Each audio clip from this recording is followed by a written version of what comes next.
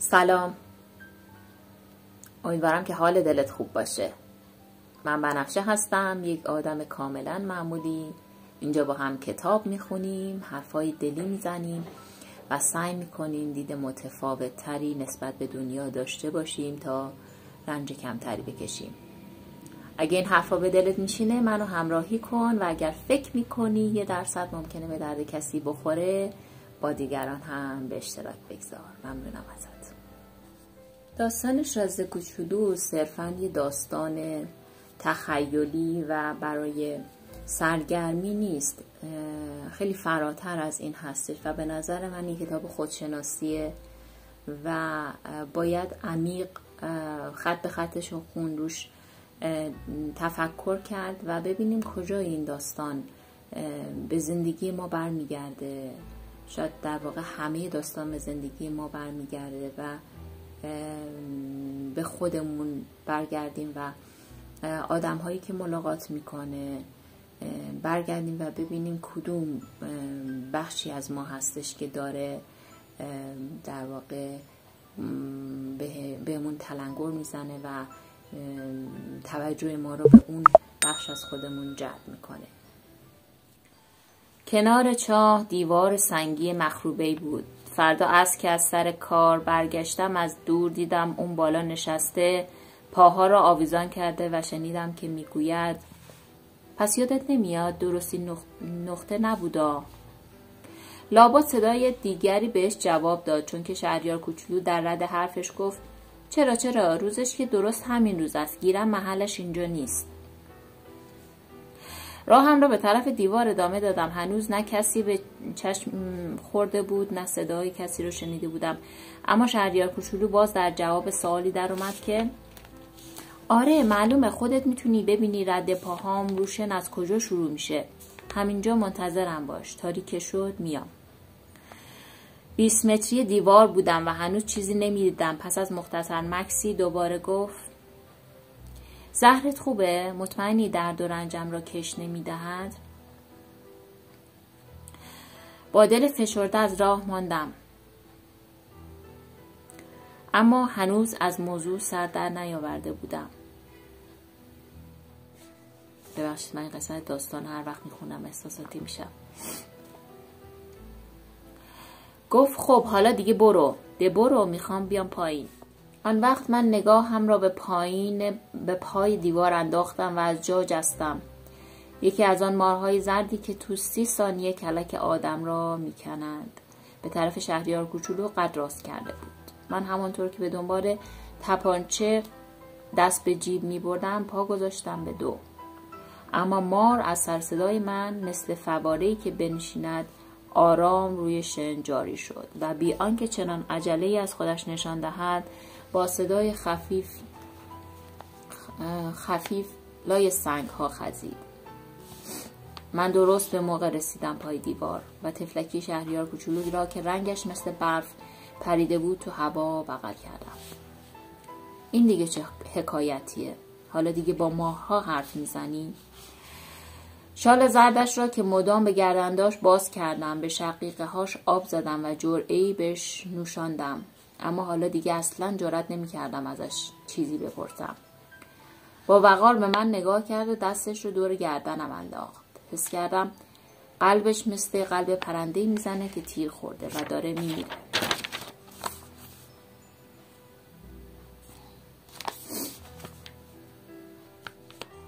گفت از اینکه کم و کسر لوازم ماشینت رو پیدا کردی خوشحالم. حالا میتوانی برگردی خانه‌ات. تو از کجا فهمیدی؟ درست همان دم لب وا کرده بودم بهش خبر بدم که علی‌رغم همه نومیدی‌ها تو کارم موفق شدم. به سوالهای من هیچ جوابی ندادم و گفت آخه من هم امروز برمیگردم خانه‌ام. و بعد غمزده در آمد که گیرم راه من خیلی دورتر است، خیلی سخت‌تر است. حس می‌کردم اتفاق فوق‌العاده‌ای دارد می‌افتد. گرفتمش تو بغلم عین یه بچه کوچولو، با وجود این به نظرم می‌آمد که او دارد به گردابی فرو می‌رود و برای نگه داشتنش از من کاری ساخته نیست. نگاه متینش به دور دستهای دور راه کشیده بود. گفت برت را دارم، جعبه را هم واسه بره دارم، پوزه بند را هم دارم. و با دل گرفته لبخندی زد. مدت درازی صبر کردم. حس کردم کم کمک تنش دوباره دارد گرم می شود. عزیز کوچوله من، وحشت کردی؟ امشب وحشت بیشتری چشم به راهم است. دوباره از احساس واقعی جبران ناپذیر یخ زدم. این فکر که دیگر هیچ وقت قشقش خنده او را نخواهم شنید برایم سخت تحمل ناپذیر بود. خنده او برای من به چشمه‌ای در دل کویر میمانست. کوچولوک من، دلم میخواهد باز هم قشقش خنده‌ات را بشنوم. اما بهم گفت امشب درست میشود 1 سال و اخترکم درست بالای همون نقطه‌ای میرسد که پارسال به زمین آمدم. کوچولوک، این قضیه مار و میعاد و ستاره یک خواب آشفته بیشتر نیست، مگه نه؟ به سؤال من جوابی ندادم و گفت چیزی که مهم است با چشم سر دیده نمی شود. مسلم است. در مورد گل هم همینطور است. اگر گلی را دوست داشته باشی که تو یک ستاره دیگر از شب تماشای آسمان چه لطفی پیدا می کند. همه ستاره ها غرق گل می شود. مسلم است. در مورد آب هم همینطور است. آبی که تو به من دادی به خاطر قرقره و ریسمان درست به یک موسیقی میمانست. یادت که هست چه خوب بود. مسلم است. شب به شب ستاره ها را نگاه می کنی. اخترک من کوچکتر از آن است که بتوانم جایش را نشانت بدهم. اما چه بهتر. آن هم برای تو می شود یکی از ستاره ها و آن وقت تو دوست داری همه ستاره ها را تماشا کنی. همشان می شوند دوست های تو. راستی می خواهم هدیه‌ای بهت بدم. و قشقش خندید. آخ کوچولوک، من عاشق شنیدن این خنده‌ام. هدیه من هم درست همین است. درست مثل مورد آب. چی میخوای بگی؟ همه مردم ستاره دارن اما همه ستاره ها یک جور نیست. واسه اونهایی که به سفر میروند حکم راهنما را دارند. واسه بعضی دیگر فقط یک مشت روشنایی سوزنند. برای بعضیا که اهل دانشند هر ستاره یک معماست. واسه آن بابای تاجر طلا بود، اما این ستاره ها همشون زبان به کام کشیده و خاموشند. فقط تو یکی ستاره هایی خواهی داشت که تنابنده‌ای مثلش رو ندارد. چی میخوای بگی؟ نه اینکه من تو یکی از ستاره هام، نه اینکه من تو یکی از اونها میخندم. خب پس هر شب که به آسمان نگاه کنی برات مثل این خواهد بود که همه ستاره ها میخندند. پس تو ستاره هایی خواهی داشت که بلدن بخندن. و باز خندید. و خاطرت که تسلا پیدا کرد. خب آدمی زاد بالاخره یه جوری تسلا پیدا میکنه دیگه. از آشنایی با من خوشحال میشی.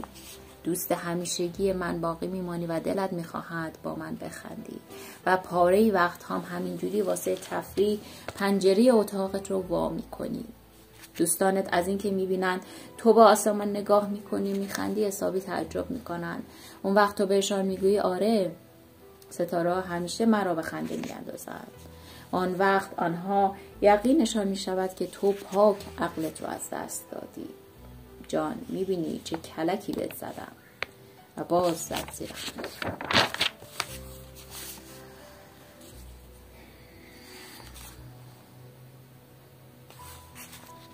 به آن میماند که عوض ستاره یه مشت زنگوله بهت داده باشم که بلدم بخندند. دوباره خندید و بعد حالت جدی به خودش گرفت. میدانی امشب نمیخواد تو بیای اونجا. من تنهات نمیذارم. ظاهر آدمی رو پیدا میکنم که داره درد میکشه. یه خورده هم مثل آدمی میشم که داره جان میکنه. روی هم رفته اینجور هاست. نه یا که اینها رو نبینی. چه زجریست بی خود. نه تنهات نمیذارم. اندوه زده بود. این رو بیشتر از بابت ماره میگم که نکنی یهو تو رو هم نیش بزنه. مارها خیلی خبیثن. حتی واسه خندم که شده ممکنه آدم رو نیش بزنم. تنهات نمیذارم. منتها یه چیز باعث خاطر جمعی شد. گرچه بار دوم که بخوان بگزن دیگه زهر ندارم. شب متوجه راه افتادنش نشدم. بی سر و صدا گریخت. وقتی خودم رو بهش رسوندم با قیافه مصمم و قدم‌های محکم پیش می‌رفت. همینقدر گفت اینجایی؟ و دستم رو گرفت. اما باز بیقرار شد و گفت اشتباه کردی اومدی. رنج میبری. گرچه حقیقتی نیست اما ظاهره یه مرده پیدا میکنم. من ساکت ماندم. خودت که درک میکنی راه خیلی دور است. نمیتوانم این جسم را با خودم ببرم. خیلی سنگین است. من ساکت ماندم. گیرم عین پوست کهنه‌ای میشود که دورش انداخته باشد. پوست کهنه که قصه نداره ها. من ساکت ماندم. کمی دل سرد شد اما باز هم سعی کرد. خیلی بامزه میشه نه؟ من هم به ستاره ها نگاه میکنم. همه‌شان به صورت چاه‌هایی در میآیند با قرقره های زنگ زده. همه ستاره ها بهم آب میدهند بخورم. من ساکت ماندم. خیلی بامزه می شود نه؟ تو صاحب 1000 کرور زنگوله می شوی، من صاحب 1000 کرور فواره. او هم ساکت شد چرا که داشت گریه می کرد. خب همینجاست، بگذار چند قدم خودم تنهایی بروم. و گرفت نشست چرا که می ترسید. میدونی؟ گلم را میگم آخه من مسئولشم. تازه چقدر هم لطیف است و چقدر هم رو راست و بیشیده بیده. برای آنکه جلوی همه عالم از خودش دفاع کند همش چی دارد مگر 4 تا خار پپرک. من هم گرفتم نشستم. دیگر نمیتوانستم خودم را سر پا نگه دارم. گفت همین، همش همین و بس. باز هم کمی دودلی نشان داد اما بالاخره پا شد و قدمی به جلو رفت. من اصلا قادر به حرکت نبودم. کنار قوزک پایش جرقه زردی جست و فقط همین. یک دم بی حرکت ماند. فریادی هم نزد. مثل درختی که بیفتد آرام آرام به زمین افتاد که با وجود شن از افتادنش هم صدایی بلند نشد. کاش میشد این آخر داستان نمیخوندم. 6 سال گذشته است و من هنوز در باب این قضیه جای لب تر نکردم. دوستانم از اینکه مرا دوباره زنده می‌دیدند سخت شاد شدند. من غمزده بودم اما به آنها میگفتم اثر خستگی است. حالا کمی تسلای خاطر پیدا کردم. یعنی نه کاملا. اما این را خوب می‌دانم که او به اخترکش برگشته. چون آفتاب که زد پیکرش را پیدا نکردم. پیکری هم نبود که چندان وزنی داشته باشد. و حالا شبها دوست دارم به ستاره ها گوش بدهم. این 1000 کرور زنگوله‌اند. اما موضوع خیلی مهمی که هست من پاک یادم رفت. به پوزه بندی که برای شهریار کوچولو کشیدم تسمه چرمی اضافه کنم و او ممکن نیست بتواند آن را به پوزه بره ببندد. این است که از خودم میپرسم یعنی تو اخترکش چه اتفاقی افتاده؟ نکنه بره‌ای گل را چریده باشد. گاه به خودم میگویم حتما نه. شهریار کوچولو هر شب گلش رو زیر حباب شیشه میگذاره و هوای برش رو هم داره. آن وقت است که خیالم راحت می شود و ستاره ها همه به شیرینی می خندند. گاه به خودم می گویم همین کافی است که آدم یک بار حواسش نباشه. آمدیم و یه شب حباب یادش رفت یا بره شب نصف شبی بی سر و صدا از جعبه زد بیرون. آن وقت است که زنگوله ها همه تبدیل به اشک می شوند. یک راز خیلی خیلی بزرگ اینجاست. برای شما هم که او را دوست دارید مثل من هیچ چیز عالم مهمتر از دانستن این نیست که تو فلان نقطه‌ای که نمیدانیم، فلان بره‌ای که نمیشناسیم گل سرخی را چریده یا نچریده. خب آسمان را نگاه کنید و بپرسید بره گل را چریده یا نه. و آن وقت با چشمهای خودتان تفاوتش را ببینید. و محال است آدم بزرگها روحشان خبردار بشود که این موضوع چقدر مهم است. تصویر آخر.